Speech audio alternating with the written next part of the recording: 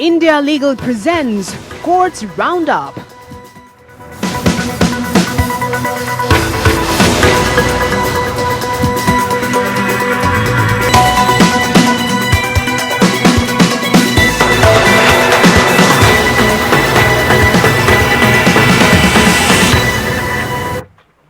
नमस्कार, courts roundup में स्वागत है आपका और मैं हूं आपके साथ नेहा दुबे। इस बुलेटिन में अगले आधे घंटे हम आपको कोर्ट से जुड़ी तमाम छोटी बड़ी खबरों से करवाएंगे रूबरू। कोर्ट की कार्रवाई और सुप्रीम कोर्ट से लेकर लोअर कोर्ट और हाई कोर्ट तक के फैसलों को रखेंगे आपके सामने। आगे बढ़ने से पहले एक नजर हेडलाइंस पर। सुप्रीम कोर्ट ने Paschim Bengal housing industry regulation act को किया असंवैधानिक करार। कहा समानांतर कानून लाने की जरूरत नहीं, बंगाल में अब लागू होगा रेरा। निजी स्कूलों का लॉकडाउन में स्कूल सुविधाओं का उपयोग नहीं करने पर भी फीस की मांग करना है मुनाफाखोरी। सुप्रीम कोर्ट ने दिया गैर मान्यता प्राप्त निजी स्कूलों के फीस में 15% कटौती का आदेश। दिल्ली में ऑक्सीजन पर दिल्ली हाईकोर्ट की केंद्र और राज्य सरकार को फटकार। कहा कोर्ट आंखें मूंद कर नहीं रह सकती है और ऐसे में अमिकस क्यूरी ने कहा कि अगले कुछ दिनों में करीब 480 मीट्रिक टन ऑक्सीजन मिलने की है उम्मीद। सेंट्रल विस्टा प्रोजेक्ट रोकने की अर्जी पर दिल्ली हाई कोर्ट में होगी सुनवाई। दिल्ली डिजास्टर मैनेजमेंट अथॉरिटी की मांग। कहा मजदूरों में कोरोना होना का डर है।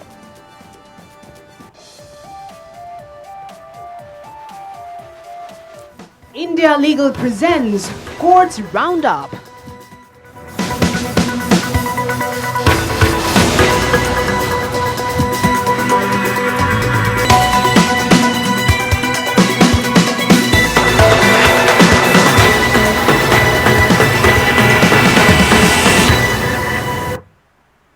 सुप्रीम कोर्ट ने Paschim Bengal housing industry regulation act 2017 को असंवैधानिक करार दिया है, जिसे केंद्रीय कानून रेरा के स्थान पर रियल एस्टेट सेक्टर को विनियमित करने के लिए बंगाल में पारित किया गया था। सुप्रीम कोर्ट ने इस दौरान कहा कि संसद से बने कानून को प्राथमिकता दी जानी चाहिए। पश्चिम बंगाल में एक जैसे कानून लाने की कोई आवश्यकता नहीं थी। सुप्रीम कोर्ट ने यह भी कहा कि बंगाल का कानून Paschim Bengal housing industry regulation act या WBHIRA केंद्रीय कानून रेरा की हूबहू नकल करके बनाया गया है। अब बंगाल में रेरा लागू होगा।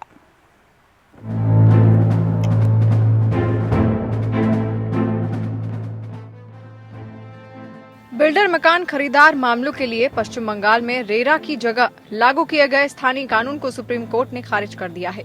सुप्रीम कोर्ट ने कहा कि समवर्ती सूची के मामलों में संसद से बने कानून को प्राथमिकता दी जाती है। पश्चिम बंगाल में एक समानांतर कानून लाने की कोई जरूरत नहीं थी। कोर्ट ने यह भी माना है कि राज्य का कानून West Bengal housing industry regulation act केंद्रीय कानून रेरा की कॉपी कर बनाया गया है। 2016 में संसद ने real estate regulation and development act RERA पारित किया था। सभी राज्यों को इसे लागू करना था, लेकिन पश्चिम बंगाल सरकार ने इसकी बजाय West Bengal housing industry regulation act 2017 बना दिया। इस तरह के कानून को संविधान के अनुच्छेद 254(2) के तहत राष्ट्रपति की मंजूरी के लिए भेजा जाना चाहिए था। राज्य सरकार ने ये भी नहीं किया और जून 2018 में अपना कानून लागू कर दिया। इसके खिलाफ पश्चिम बंगाल के मकान खरीदारों का संगठन forum for people's collective effort supreme court पहुंचा। इस कानून को इस आधार पर चुनौती दी गई थी कि अनुच्छेद 254(2) राज्य द्वारा बनाए गए कानून को एक समवर्ती सूची में रखने की अनुमति देता है, जबकि केंद्रीय कानून से अधिक उसी विषय पर जीवित रहने के लिए राज्य का कानून राष्ट्रपति की सहमति प्राप्त करता है।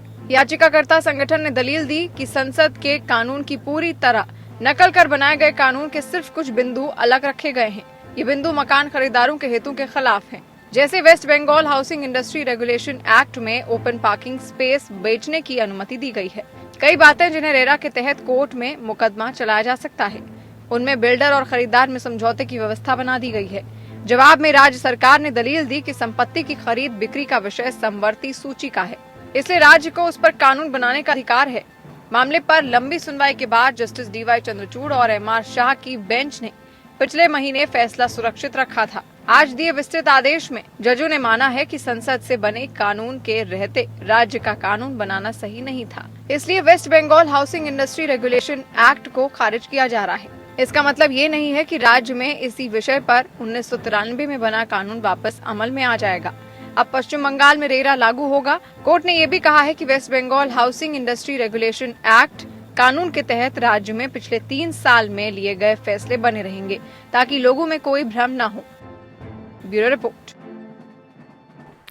वहीं सुप्रीम कोर्ट ने कहा है कि निजी स्कूलों द्वारा लॉकडाउन के दौरान छात्रों द्वारा स्कूलों की गतिविधियों और सुविधाओं का उपयोग नहीं करने पर भी फीस की मांग करना मुनाफाखोरी और व्यवसायीकरण है। कोर्ट ने इस तथ्य पर ध्यान दिया है कि पिछले शैक्षणिक वर्ष के दौरान ही कक्षाएं ऑनलाइन आयोजित की गई है। इससे देखते हुए सर्वोच्च न्यायालय ने कहा है कि कोर्ट ने आगे कहा कि हम ये मानते हैं कि स्कूल प्रबंधन की स्कूल द्वारा निर्धारित वार्षिक स्कूल फीस का लगभग 15% बचत हुई होगी। इसीलिए गैर मान्यता प्राप्त निजी स्कूलों की फीस में 15% कटौती करने का आदेश दिया गया। शैक्षणिक संस्थान शिक्षा प्रदान करने और चैरिटेबल का काम कर रहे हैं, उन्हें स्वेच्छा से और लगातार फीस कम करनी चाहिए। कोविड के दौरान स्कूल नहीं खुल रहे हैं और ऑनलाइन क्लासेस चल रही हैं। ऐसे में पेरेंट्स के लिए सुप्रीम कोर्ट ने राहत वाला फैसला दिया है। कोर्ट ने कहा है कि स्कूल बंद है, उन्हें कैंपस में दी जाने वाली कई सुविधाओं का खर्च नहीं उठाना पड़ रहा है, इसलिए संचालन का खर्च कम हो गया है। इसीलिए उन्हें ऑनलाइन क्लासेस की फीस जरूर घटानी चाहिए। राजस्थान के कई स्कूलों ने सुप्रीम कोर्ट में राज्य सरकार के उस फैसले के खिलाफ याचिका लगाई थी जिसमें स्कूलों को 30% फीस माफ करने का निर्देश दिया गया था। Justice A.M. खानविलकर और जस्टिस दिनेश माहेश्वरी की बेंच ने कहा, ऐसा कोई कानून नहीं है जो राज्य सरकार को ऐसा आदेश जारी करने का अधिकार देता हो, पर हम भी ये मानते हैं कि स्कूलों को फीस घटानी चाहिए। कोर्ट ने कहा, शैक्षणिक संस्थानों के मैनेजमेंट को संवेदनशीलता दिखानी चाहिए। लोग महामारी के चलते परेशानियों का सामना कर रहे हैं। स्कूलों को बच्चों और अभिभावकों को राहत देने वाले कदम उठाने चाहिए। सुप्रीम कोर्ट ने इस बात पर जोर दिया कि कैंपस में स्टूडेंट्स को जो सुविधाएं दी जाती हैं, वो मौजूदा हालात में उन्हें मिल नहीं पा रही। ऐसे में उसके पेमेंट से स्कूलों को फायदा हो रहा है और स्कूलों को निश्चित तौर पर इस फायदे से बचना चाहिए। कानूनन तो स्कूल ऐसी सुविधाओं के लिए स्कूल फीस नहीं ले सकते जो इन हालात के चलते छात्रों को नहीं मिल पा रही हैं। कोर्ट ने कहा कि ऐसी सुविधाओं के लिए फीस लेना मुनाफा कमाने और व्यवसायीकरण में शामिल होने जैसा ही है। कोर्ट ने इस संबंध में TMA पाई, PA इनामदार और अन्य मामलों में सुनाए गए फैसले को देखते हुए कहा कि शिक्षण संस्थानों द्वारा ली जाने वाली फीस उनकी सेवाओं के लिए अनिवार्य होनी चाहिए और वो मुनाफाखोरी या व्यवसायीकरण में लिप्त नहीं हो सकते। न्यायालय ने कहा कि एक निजी संस्थान को अपनी स्वयं की फीस तय करने की स्वायत्तता तब तक है जब तक उसका परिणाम मुनाफाखोरी और व्यवसायीकरण नहीं होता, और इस हद तक राज्य के पास नियम लागू करने की शक्ति है। 2020-21 में स्कूल लंबे समय तक कंप्लीट लॉकडाउन के चलते नहीं खुले। ये सभी जानते हैं कि कानूनन भी इसे नोटिस में लिया गया है। निश्चित तौर पर स्कूलों ने पेट्रोल, डीजल, बिजली, पानी, मेंटेनेंस और सफाई पर बार बार होने वाले खर्च बचाए होंगे। Bureau report. वहीं सुप्रीम कोर्ट ने केरल उच्च न्यायालय के उस फैसले के संचालन पर रोक लगा दी जिसने समर्पण करने वाले एक बच्चे को उसके जैविक माता पिता लिव इन रिलेशनशिप में रहने वाले दंपत्ति की कस्टडी में बहाल कर दिया था। जस्टिस विनीत सरन और जस्टिस दिनेश माहेश्वरी ने एक दंपत्ति द्वारा दाखिल अपील पर इस ऐतिहासिक फैसले पर रोक लगाई जिसके समक्ष बच्चे ने समर्पण कर दिया था। उनकी दलील में पूरी दंपत्ति ने कहा था कि गोद लेने वाले माता पिता को विधिवत नोटिस दे बिना ही जैविक माता पिता को बच्चे की कस्टडी दे दी गई। उनकी दलील है कि एक बच्चे को गोद लेने के लिए सभी प्रक्रियाओं के अनुरूप होने के बावजूद बाल कल्याण समिति जैविक माता पिता के पक्ष में जैविक बच्चे के अधिकारों को बहाल करने के लिए कदम उठा रही थी। ये तर्क देते हुए फैसला इस तरीके से कानूनी गोद में लेने की प्रक्रिया को अंतिम रूप देता है जो कि JJ अधिनियम की योजना और प्रावधानों के विपरीत है। ये तर्क दिया गया है कि इसे गोद लेने के पूरे संस्थागत तंत्र की विश्वसनीयता प्रभावित होगी। न्यायालय ने निष्कर्ष निकाला कि ये धारणा करने में कोई कठिनाई नहीं है कि लिव इन रिलेशनशिप में पैदा होने वाले बच्चों को भी विवाहित दंपत्ति के रूप में जन्म लेने वाले बच्चों के रूप में माना जाना चाहिए और ये सुनिश्चित करने के लिए आगे बढ़ी कि विवाहित जोड़े के लिए समर्पण की प्रक्रिया को इस मामले में भी लागू किया जाना चाहिए।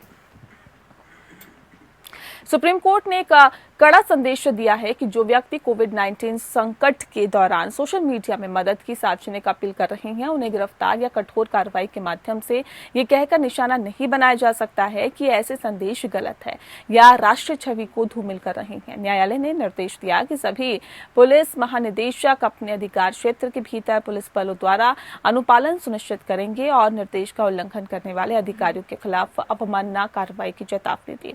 न्यायालय ने कहा कि इस कठिन समय में इन प्लेटफॉर्मों पर अपने परिजनों के लिए मदद मांगने वालों को राज्य के कार्य और उपकरण के माध्यम से और दुख नहीं देना चाहिए। कोर्ट ने कहा कि गहरे दुख के साथ ही हम ध्यान दे रहे हैं कि ऐसे प्लेटफॉर्म्स पर मदद मांगने वाले व्यक्तियों को लक्षित किया गया है, यह आरोप लगाते हुए कि उनके द्वारा पोस्ट की गई जानकारी झूठी है और केवल सोशल मीडिया में की घबराहट पैदा करने, प्रशासन को बदनाम करने या राष्ट्रीय छवि को नुकसान पहुंचाने के लिए पोस्ट की गई है।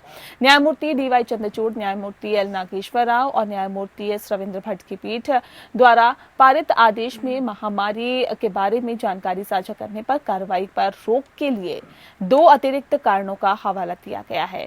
वो है, पहला, कोविड-19 महामारी जैसी सार्वजनिक त्रासदियों से निपटने के लिए व्यापक रूप से जानकारी साझा करना अपने आप में एक महत्वपूर्ण उपकरण है, और दूसरा, व्यापक रूप से जानकारी साझा करने से महामारी की सामूहिक सार्वजनिक स्मृति बन जाएगी ताकि आने वाली पीढ़ियां हमारे प्रयासों का मूल्यांकन कर सके और उनसे सीख सके।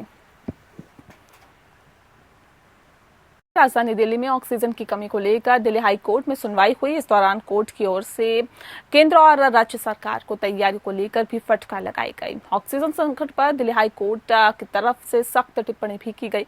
हाई कोर्ट ने कहा कि कोर्ट आंखें मूंद कर नहीं रह सकती है। साथ ही दिल्ली हाई कोर्ट की ओर से कहा गया कि केंद्र यदि IIT या IIM को ऑक्सीजन मैनेज करने की जिम्मेदारी दे दे तो वो ज्यादा अच्छे से इस काम को कर सकते हैं। हाई कोर्ट में एमिकस क्यूरी ने कहा कि दिल्ली में लोग ऑक्सीजन की कमी से मर रहे हैं। हमें अगले 3 से 4 दिनों में 480 से 520 MT ऑक्सीजन मिलने की उम्मीद है।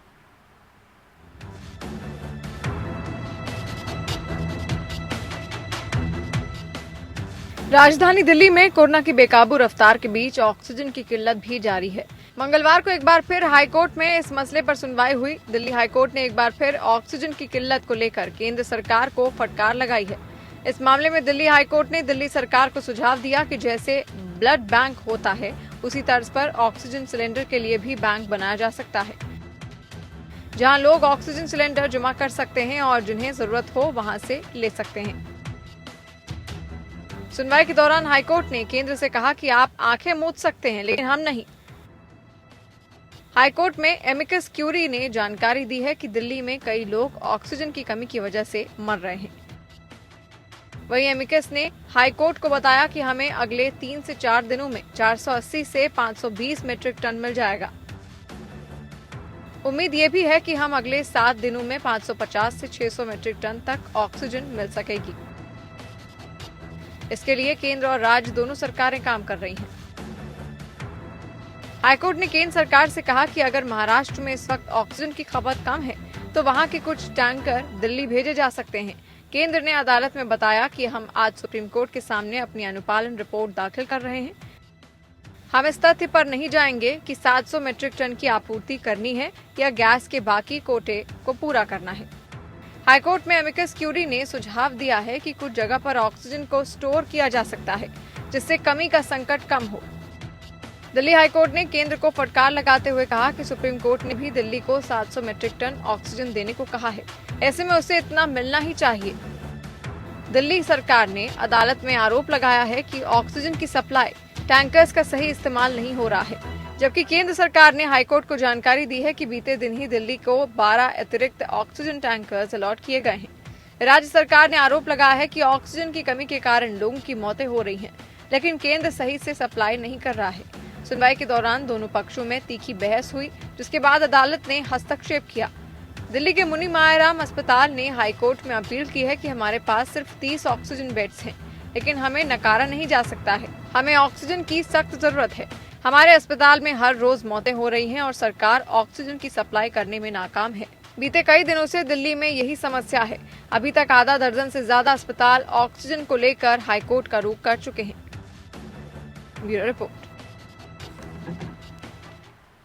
वहीं कोरोना संक्रमण के बढ़ते प्रकोप को देखते हुए दिल्ली डिजास्टर मैनेजमेंट अथॉरिटी ने दिल्ली हाईकोर्ट से सभी निर्माण कार्यों पर रोक लगाने की मांग की है। अथॉरिटी ने central Vista Avenue redevelopment project द्वारा किए जा रहे सभी निर्माण गतिविधि रोकने के लिए दिल्ली हाईकोर्ट में याचिका दायर की है। दायर याचिका में बताया गया है कि कोरोना महामारी तेजी से फैल रही है, बावजूद इसकी सेंट्रल विस्टा परियोजना का काम चल रहा है। ऐसे में मजदूरों और अन्य लोगों की जान खतरे में पड़ सकती है। जितनी जल्दी हो सके इस निर्माण कार्य को रोक दिया जाए। हाईकोर्ट 17 मई को इस पर सुनवाई करेगा। दरअसल मोदी सरकार की सबसे महत्वाकांक्षी परियोजना सेंट्रल विस्टा प्रोजेक्ट का एक हिस्सा 2022 तक बनकर तैयार होना है। करीब 20,000 करोड़ रुपए की लागत से एक नए संसद भवन का निर्माण करना है।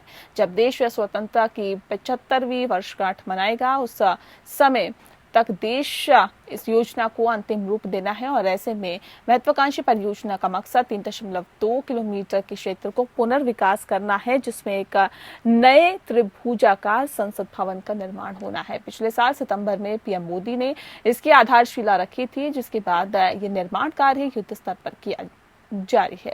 और ऐसे में कोरोना की दूसरी लहर काफी तेजी से फैल रही है। कई राज्यों में लॉकडाउन लागू है। दिल्ली में भी पिछले 12 दिनों से लॉकडाउन लगातार जारी है, लेकिन विस्टा प्रोजेक्ट का काम चालू है, जिसमें बड़ी संख्या में मजदूर, मिस्त्री और अन्य लोग काम कर रहे हैं। लेकिन कोविड संक्रमण के बढ़ते मामलों को देखते हुए इस परियोजना को रोक लगाने की मांग भी की गई है। वहीं एक महत्वपूर्ण फैसले में झारखंड हाईकोर्ट ने माना है कि फैमिली कोर्ट तलाक की मांग कर रहे पक्षों को वापस नहीं लौटा सकते हैं। जस्टिस अपरेश कुमार सिंह और जस्टिस अनुभा रावत चौधरी की खंडपीठ ने कहा है कि फैमिली कोर्ट ये मानकर गलती की है कि मामला संहिताबद्ध ठोस कानून की अनुपस्थिति में सुनवाई योग्य नहीं है, जैसा कि पक्षों पर लागू होता है। चाहे पक्ष तर्क रखने और उनके बीच तलाक को नियंत्रित करने वाली परंपरा को साबित करने में सक्षम है। ये फैसला दलीलों और रिकॉर्ड पर मौजूद सबूतों पर विचार करने के बाद ही योग्यता के आधार पर लिया जाएगा। न्यायालय ने जोर दिया कि फैमिली कोर्ट एक्ट 1984 धर्मनिरपेक्ष कानून है और ये सभी धर्मों पर लागू होता है। इसकी धारा 7 पारिवारिक न्यायालयों के क्षेत्राधिकार से संबंधित है और प्रावधान का उपखंड 1A उन्हें किसी भी जिला न्यायालय द्वारा विवाह, तलाक आदि से संबंधित कार्रवाई या मुकदमे में प्रयुक्ताधिकार क्षेत्र प्रदान करता है। इस प्रकार कोर्ट ने ये माना कि कोई भी मिसाल नहीं है जो अनुसूचित जनजाति के सदस्यों को फैमिली कोर्ट एक्ट की धारा 7 में उल्लेखित मामलों से संबंधित किसी भी मुकदमे या कार्रवाई के संबंध में फैमिली कोर्ट का दरवाजा खटखटाने से रोके। आदेश में आगे कहा गया कि यदि ऐसा कोई मामला दायर किया गया है तो इसमें उन पर लागू कानून यानी प्रथागत कानून के तहत अधिनिर्णय की मांग की गई है। वे हिंदू मैरिज एक्ट 1955 के प्रावधानों का सहारा नहीं ले सकते हैं। यदि पक्ष हिंदू मैरिज एक्ट 1955 द्वारा शासित नहीं है, कोर्ट फैमिली कोर्ट रांची के एक आदेश के खिलाफ दायर अपील पर सुनवाई कर रही थी। फैमिली कोर्ट ने अपीलकर्ता पति जो ओरांव समुदाय के सदस्य हैं की ओर से व्यभिचार आधार पर दायर तलाक के मामले को सुनवाई योग्य नहीं माना था। फैमिली कोर्ट ने the customary laws of Munda and Oraon किताब का उल्लेख किया और कहा कि कोई ठोस संहिताबद्ध कानून नहीं है जो पक्षों पर लागू हो सके।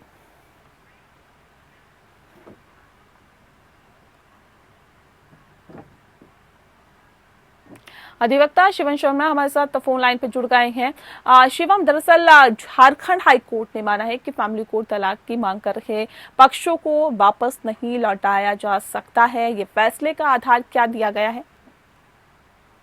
देखिए, इस मामले में खंडपीठ ने कहा है कि फैमिली कोर्ट ये मानने गलती की है कि मामला संहिताबद्ध ठोस कानून की अनुसूची में सुनवाई योग्य नहीं है, जैसा कि पक्षों पर लागू होता है। चाहे पक्ष तर्क रखने उनके बीच बात को नियंत्रित करने वाली परंपरा को साबित करने में सक्षम है। ये निर्णय दलीलों और रिकॉर्ड पर मौजूद करने के बाद योग्यता के आधार पर किया गया। न्यायालय ने, देखिए मैं बताना चाहता हूँ, न्यायालय ने जोर दिया कि फैमिली कोर्ट एक्ट 1984 धर्मनिरपेक्ष कानून है और ये सभी धर्मों पर लागू होता है। इसकी धारा 7 पारिवारिक न्यायालयों के क्षेत्राधिकार संबंधित है और उन्हें किसी भी जेल में न्यायालय द्वारा विवाह कराए शादी से संबंधित कार्रवाई या मुकदमे में कोई उत्तर नहीं करेगा। इस प्रकार कोर्ट ने यह भी माना कि कोई भी विचार नहीं है अनुसूचित जनजाति के सदस्यों को की धारा 7 में लिखित मामलों में संबंधित किसी भी मुकदमे या कार्रवाई के संबंध में कोर्ट का दरवाजा रख सकता है। बहुत शुक्रिया आपका शिवम, तमाम जानकारी हम तक पहुंचाने के लिए।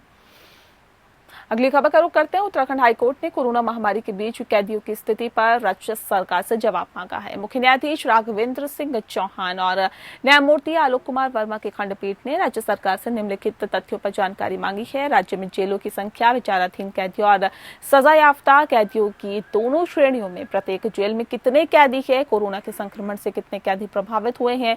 इस मामले में जनहित याचिका दायर कर मांग की गई थी कि एक हाई पावर कमेटी को निर्देश दिया जाए कि कोरोना महामारी की दूसरी लहर के मद्देनजर जीवन के लिए आसन खतरे को देखते हुए रिमांड होम्स में बंद किशोरों सहित अंडर ट्रायल कैदियों को पैरोल पर या अंतरिम जमानत पर रिहा करने का फैसला किया जाए। याचिका में कहा गया कि उत्तराखंड राज्य में कई ऐसे कैदी हैं जिनके मामले में जांच चल रही है या वो विचाराधीन कैदी है जो कोरोना महामारी की दूसरी लहर से बनी परिस्थितियों के कारण काफी कठिनाइयों का सामना कर रहे हैं।